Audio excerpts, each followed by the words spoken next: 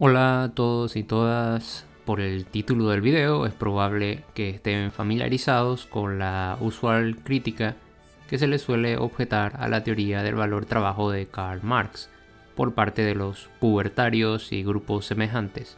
De acuerdo a estos individuos, la teoría de Marx sostiene que el valor de una mercancía proviene de la cantidad de horas trabajadas, con lo cual si yo aplico muchas horas de trabajo, el producto resultante de ese trabajo tendrá un enorme valor en el mercado. Pero, ¿fue exactamente esto lo que postuló Marx en su obra magna? ¿O más bien resulta que quienes hacen esta crítica solo estarían revelando una profunda ignorancia? Spoiler, lo segundo. Primeramente, veamos algunos extractos de tres brillantes, excelentísimos, instruidos y entre comillas sabios intelectuales de la corriente pubertaria que hacen precisamente esta crítica a la teoría del valor de Marx. Estos son Javier Milei, Martín Krause y Miguel Anso Bastos. Escuchemos atentamente lo que nos dicen estos tres personajes al respecto de la teoría del valor de Marx y luego contrastemos sus posturas con lo que efectivamente postuló el famoso barbudo en el tomo 1 del Capital. Toda la teoría de Marx basada en una teoría del valor, trabajo, que además es errónea. Y sobre todas las cosas es errónea. Bueno, no voy a hacer toda la historia de esto, daría para toda una charla entera, pero les digo que en 1871 Marx había publicado ya el primer tomo del Capital, pero no el tomo 2 y el tomo 3. Aparecen estos autores, uno de ellos austríaco, que dicen, el trabajo nada que ver.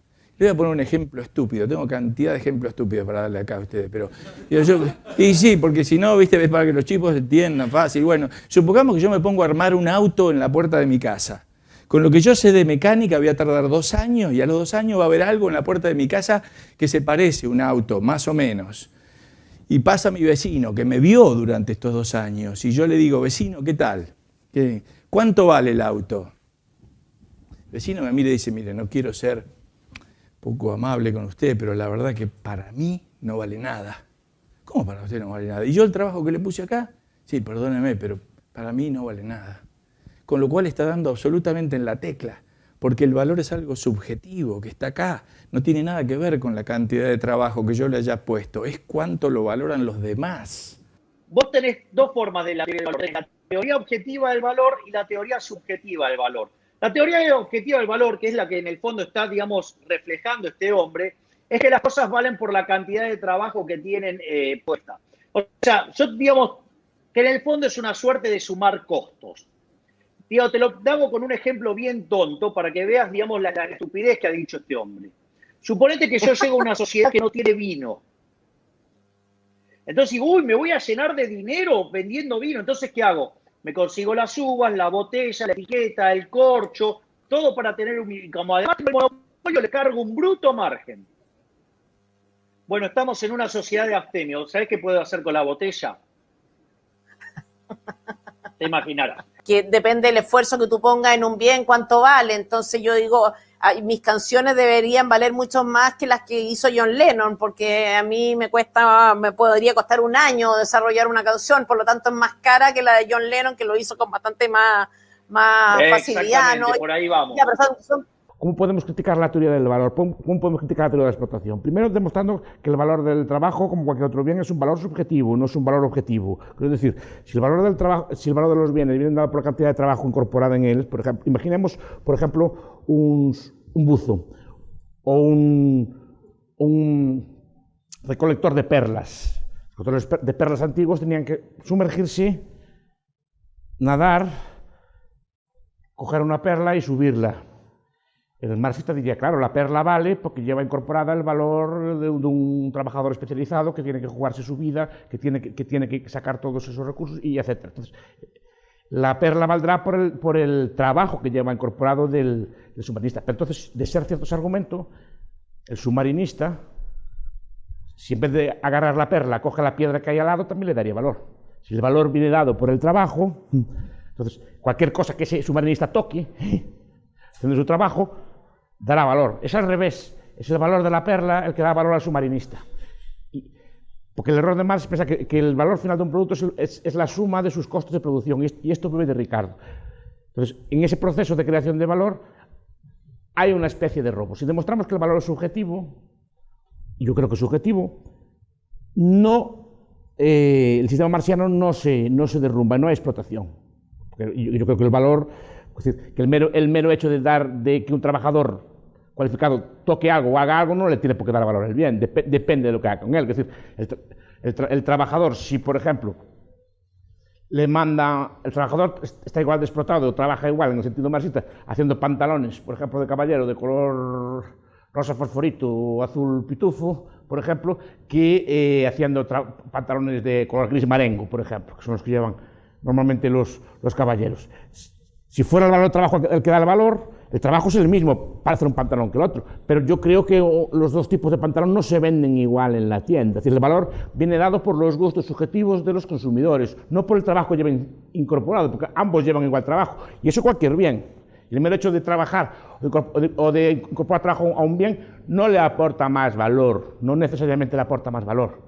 Como se observó en los 3 extractos presentados previamente, tanto Milley, Krause y Anso Bastos señalan respectivamente que la teoría del valor de Marx se sostiene sobre la idea de que el valor es producido exclusivamente por las horas de trabajo imprimidas por los trabajadores sobre un producto, sobre una mercancía.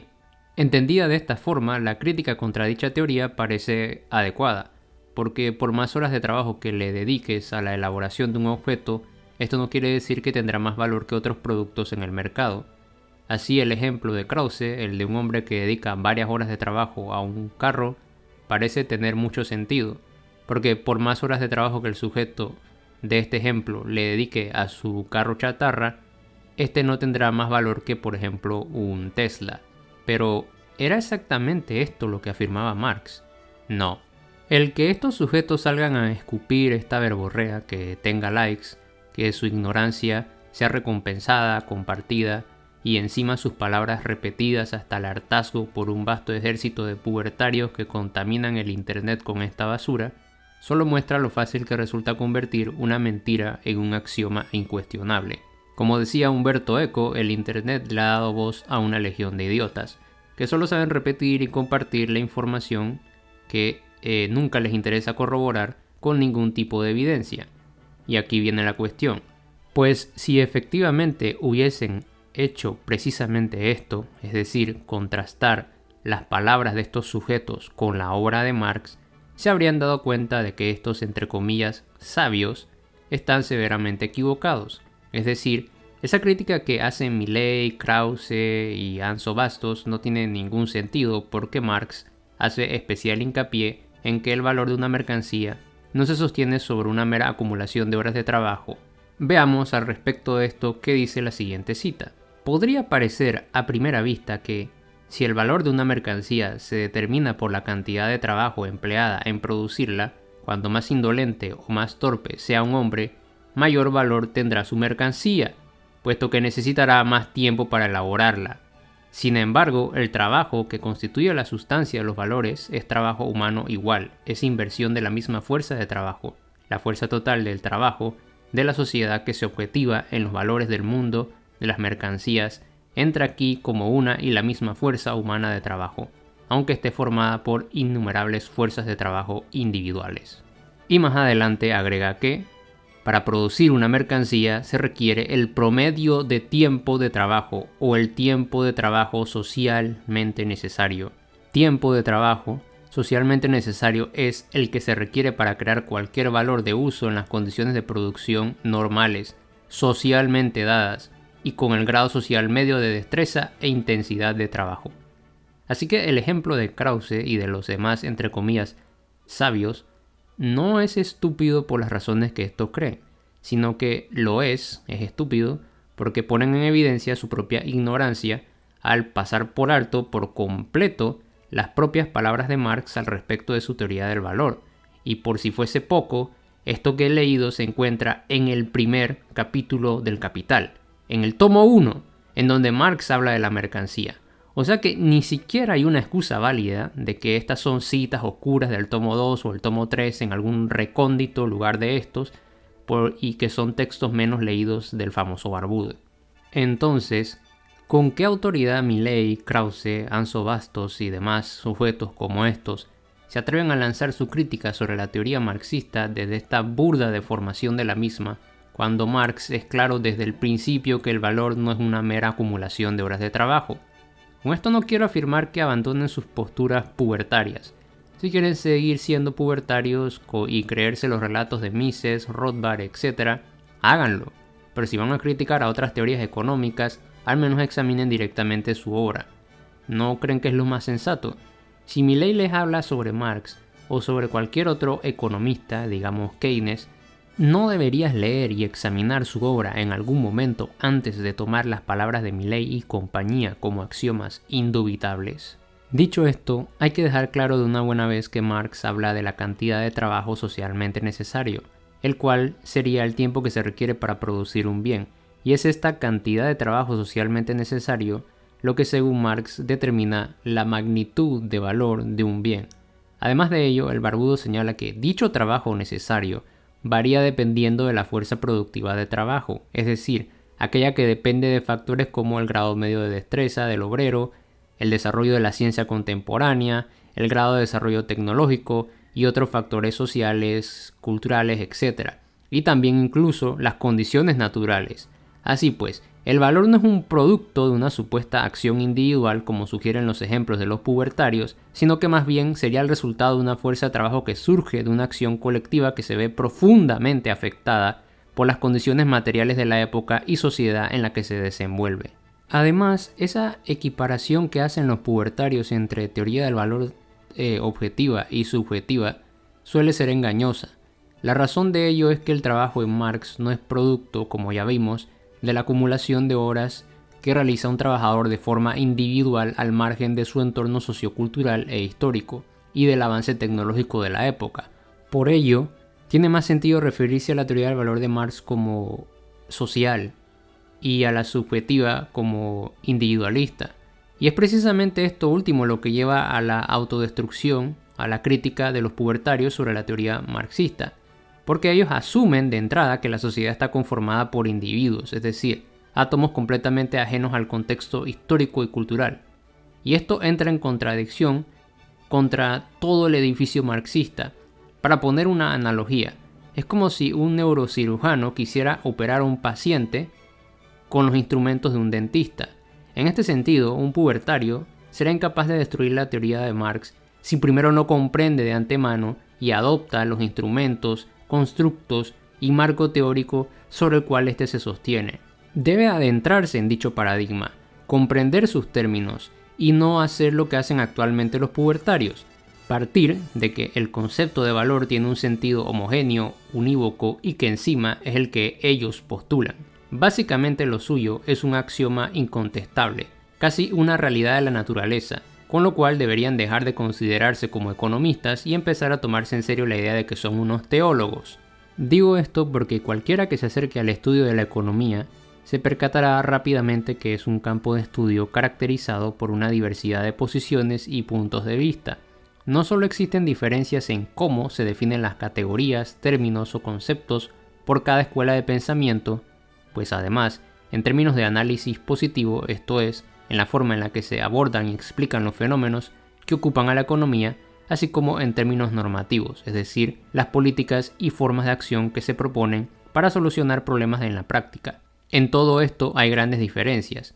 Por lo tanto, decir la estupidez de que el valor es, entre comillas, subjetivo, es una muestra de que ni siquiera tienen claro que la economía, como parte de las ciencias sociales, no posee un único y absoluto paradigma de pensamiento, con lo cual proyectar tu definición de valor sobre el marxismo, sin primero revisar cómo éste define dicho término desde su marco conceptual, solo pone en evidencia que los pubertarios son profundamente ignorantes y encima se alegran por ello. Y todas estas observaciones provienen de un tipo que ni siquiera puede calificarse como marxista, pero que por lo menos se toma la molestia de leerse un par de páginas del Capital y curarse de tanta verborrea que inunda el internet. Dicho esto, no creo que sea necesario ahondar más sobre lo que ya se ha dicho, porque está claro que esta gente no tiene la más mínima idea de lo que dijo Marx respecto al valor.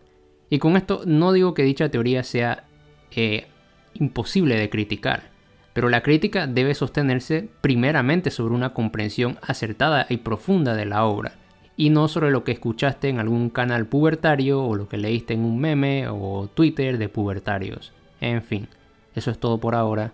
Hasta la próxima.